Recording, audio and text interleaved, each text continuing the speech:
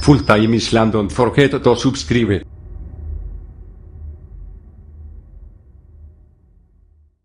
इब्राहीम अलैहिस्सलाम का सालेह अलैहिस्सलाम के बाद अल्लाह ताला ने सैयदना इब्राहीम अलैहिस्सलाम को मबूस फरमाया। इब्राहीम अलैहिस्सलाम जद्दुल अंबिया हैं, अजीमुल मर्तबत और उलुल अज़्म पैगंबर हैं।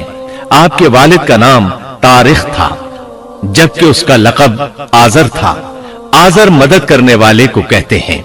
ये शख्स अपने कबीले के अफराद की मदद किया करता था, गमखारी करता था, इसलिए उसका लक़ब आज़र मशहूर हो गया था।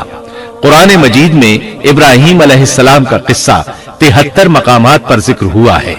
ये 73 मकामात 25 सूरतों में हैं और ये बात इब्राहीम अलैहिस्सलाम के बुलंद मर्तबत होने पर दलालत करती है। इब्राहीम अलैहिस्सलाम भी साम बिन नूह अलैहिस्सलाम की नस्ल से हैं। आपकी पैदाइश इराक के मशहूर शहर बाबिल में हुई। ये इराक के शिमाल में वाक़ था और आज भी मौजूद है। बहुत बड़ा शहर है। उस वक्त भी बड़ी आबादी पर मुश्तमिल था। यहाँ बुत परस्ती आम हो चुकी थी। अल्लाह ताला सूरतुल अनकबूत आयत 25 में फरमाते हैं, इब्राहीम ने कहा कि तुमने जिन बुतों की परस्तिश अल्लाह के सिवा की है, उन्हें तुमने अपनी आपस की दुनियावी दोस्ती के बिना पर माबूद ठहरा लिया है। मतलब ये कि वो लोग अल्लाह की इबादत बुतों को अल्लाह का शरीक ठहरा कर करते थे।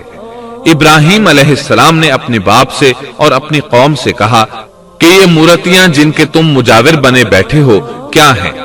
उन्होंने जवाब दिया, हमने अपने बाप दादों को इन्हीं की इबादत करते पाया है।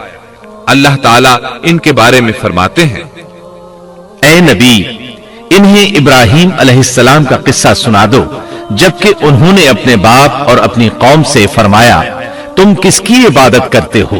कहने लगे, बुतों की। हम तो बराबर उनके मजावर बने बैठे हैं। इब्राहीम अलैहिस्सलाम ने फरमाया, जब तुम उन्हें पुकारते हो तो क्या वो सुनते भी हैं या तुम्हें नफा और नुकसान पहुंचा सकते हैं? उन्होंने कहा, ये हम कुछ नहीं जानते। हमने तो अपने बाप दादों को इसी तरह करते पाया है। मतलब ये कि ये बुत परस्ती उन्हें वरसे में मिली थी।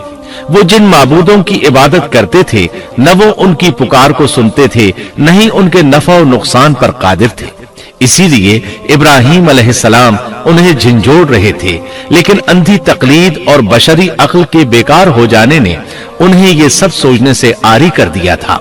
अल्लाह ताला ने इब्राहीम अलैहिस्सलाम की खुसूसी रहनुमाई फरमाई थी, जैसा कि सूरतुल अंबिया आयत 51 में है, और हमने इब्राहीम को पहले से हिदायत अता फरमा दी थी और हम उसे जानते थे। इब्राहीम अलैहिस्सलाम ने कभी एक लम्हे के लिए भी बुतों की पूजा नहीं की थी।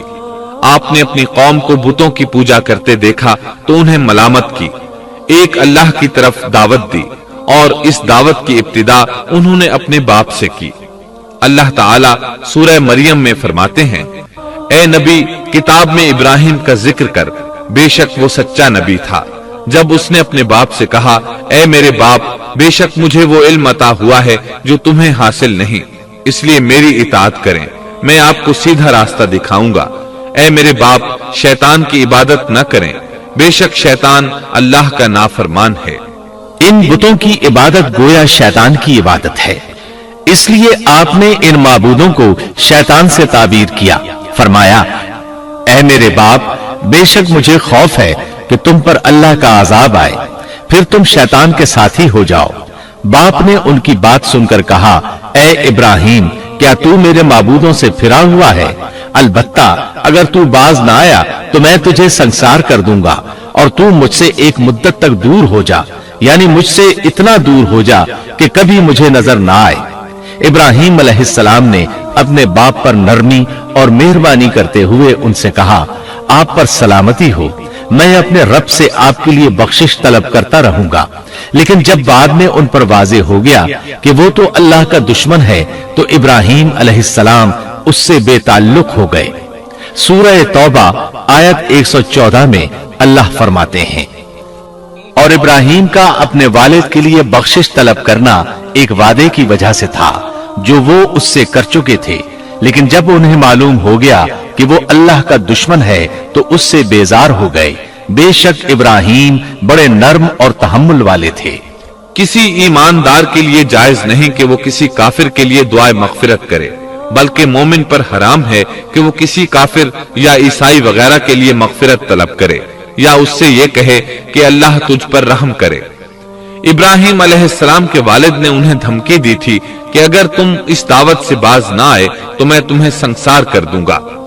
اس کے جواب میں ابراہیم علیہ السلام اپنے والد کے ساتھ انتہائی شفقت سے پیش آئے اور اس سے کہنے لگے، میں آپ کے لیے اپنے رب سے استغفار کرتا رہوں گا، اس لیے کہ آپ اپنے والد پر بے حد مہربان تھے۔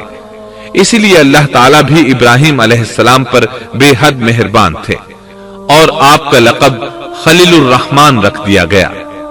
خلت محبت کا وہ انتہائی درجہ ہے جس کے ساتھ دل محبت سے بھر جاتا ہے، یعنی وہ بہت سے لوگوں سے بڑھ کر اللہ تعالیٰ کو محبوب تھے۔